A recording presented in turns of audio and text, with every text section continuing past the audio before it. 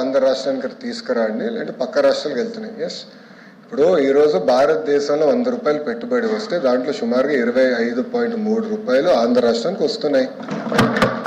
25 పూర్తి చేయండి సార్. కూర్చో స్వామి సార్ వినవయ్య స్వామి. అదే గారు ఇప్పుడు ఓకే, మరో సభ్యులు ఒకటి ఆలోచించాలి అధ్యక్ష. ఇప్పుడు ఒకసారి ఆలోచించాలి అధ్యక్ష. ప్లీజ్ మాధవ్ గారు లెక్కల్లోకి వెళ్తే 151 11 అయినాయి. టీమ్ 11 తయారైంది. అది కూడా మాట్లాడదామా, డిస్కస్ చేద్దామా? ఓకే, మీ సీన్ రిపీట్ అవుతుంది, ఎందుకు కంగారు పడుతున్నావు అధ్యక్ష? ఇప్పుడు ఇట్లా వెళ్తే ఆనాడు హెరాస్ చేయలేదు అధ్యక్ష. 2019 నుంచి 24 వరకు మోహన్ దాస్ పై గారు ఏమన్నారు? There is economic terrorism in Andhra Pradesh అన్నారు. మీరు ఇట్లనే అమర్ రాజా బ్యాటరీని హెరాస్ చేస్తే వాళ్ళు వెళ్ళి ఎక్కడ పెట్టుబడులు పెట్టారు? తెలంగాణ రాష్ట్రంలో పెట్టుబడి పెట్టారు. వెళ్ళలేదు. ఎక్కడికి వెళ్ళి నాక్సిలర్ మెత్తాలు ఎందుకు ఎక్కడికి వెళ్ళింది? మాధవ్ గారు, మీరు వాస్తవాలు తెలియకుండా మీరు మాడటం కరెక్ట్ కాదు. ఆర్సిలర్ మిత్తల్ ప్రాజెక్ట్ ఉత్తరాంధ్రకు వస్తుంది. మేము భూములు కేటాయించాం, ఎన్వైరన్మెంటల్ క్లియరెన్స్ చేయించాం. పక్క రాష్ట్రాలు 10 సంవత్సరాల ప్రాజెక్ట్ ముందరికి వెళ్ళకపోతే ఇక్కడ ఉన్న మా మంత్రి టీజీ భరత్ గారి నాయకత్వంలో 16-17 నెలల్లో వాళ్ళని తీసుకొచ్చాం. That is going to be India's largest steel plant. ఒక విశాఖపట్నంలో 2వ స్టీల్ సిటీ మేము కట్టబోతున్నాం. ఎందుకు కంగారు పడుతున్నారు? ఎందుకు అధ్యక్ష? అన్ని ప్రశ్నలు సమాధానం చెప్తున్నా. మాధవ్ గారు కొంచెం బీపీ ఎక్కువైంది, బీపీ బిల్ ఇవ్వండి, కొంచెం కామ్గా ఉంటారు. ఇప్పుడు ఆయన గూగుల్ గురించి ఒక ప్రశ్న అడిగారు అధ్యక్ష. న్యూస్లో వచ్చింది, గూగుల్ ఎక్స్పాన్షన్ ఒక రాష్ట్రంలో చేస్తున్నారు. అక్కడ ఏం రాశారు?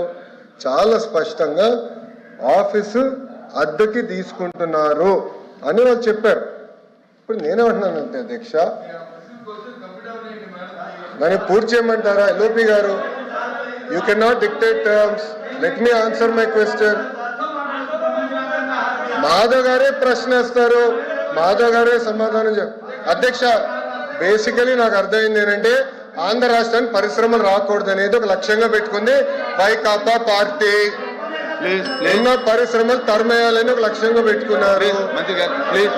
అధ్యక్ష, నేను సూటిగా ప్రశ్నిస్తున్నా, టీసీఎస్ కి భూమి ఇస్తాం తప్ప, కాగ్నిసెంట్ కి భూమి ఇస్తాం తప్ప, మదర్సన్ కి భూమి ఇస్తాం తప్ప. It is the government policy. Government ఏ నిర్ణయం తీసుకుందంటే పక్క రాష్ట్రాలతో మనం పోటీ పడాలి. విశాఖపట్నంలో ఐటీ ఎకో సిస్టమ్ లేదండి. It is a fact. IT ecosystem ఎక్కడుంది? మీరు 5 సంవత్సరాలు ఏం చేశారు? కంపెనీ పట్టుకొచ్చారా విశాఖపట్నం? సరిగ్గా ఇన్ని మాటలు మాట్లాడతారు. మేము 18 నెలలు పట్టుకొచ్చాం, 18 నెలలు ఇన్ని కంపెనీలు పట్టుకొచ్చాం. ఆర్సిలర్ మిత్తల్ విశాఖపట్నానికి వచ్చింది, ఈ రోజు టీసీఎస్ విశాఖపట్నానికి వచ్చింది, కాగ్నిసెంట్ విశాఖపట్నానికి వచ్చింది. ఈ రోజు పెద్ద ఎత్తున రియల్ ఎస్టేట్ డెవలపర్స్ మేము పట్టుకొస్తున్నాం విశాఖపట్నానికి. వాళ్ళకి మార్కెట్ ప్రైస్ వాళ్ళకి భూములు కూడా కేటాయిస్తాం జరుగుతుంది. Yes, it is a policy of this government. మేము ఇన్ఫ్రాస్ట్రక్చర్ బిల్డ్ చేయాలి.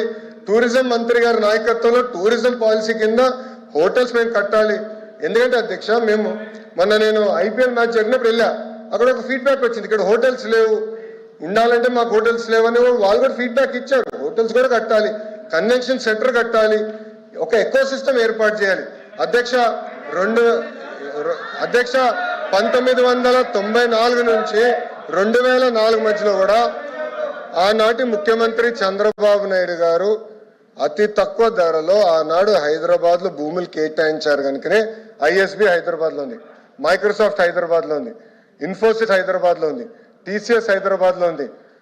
అట్లా అనేక పరిశ్రమలు వచ్చి ఈ రోజు ఒక జీసీసీ క్యాపిటల్ అయిందంటే దానికి కావాల్సిన మొత్తం ఎకో సిస్టమ్ కట్టాం అధ్యక్ష. ఇది దాంట్లో భాగంగా ఎకో సిస్టమ్ బిల్డింగ్ అనేది చాలా చాలా అవసరం. ఎకో సిస్టమ్ లో హోటల్స్ రావాలి, హాస్పిటల్స్ రావాలి, సోషల్ ఎకో సిస్టమ్ క్రియేట్ చేయాలి, కంపెనీకి వాక్ టు వర్క్ క్రియేట్ చేయాలి అధ్యక్ష. ఈ మొత్తం ఎకో సిస్టమ్ క్రియేట్ చేసడానికి మేము కష్టపడుతున్నాం అధ్యక్ష. మంత్రి గారు అదే అధ్యక్ష. అమ్మా ఆగండి రియల్ ఎస్టేట్ సంస్థ సత్వా డెవలపర్స్ కి ఆగండి అయ్యా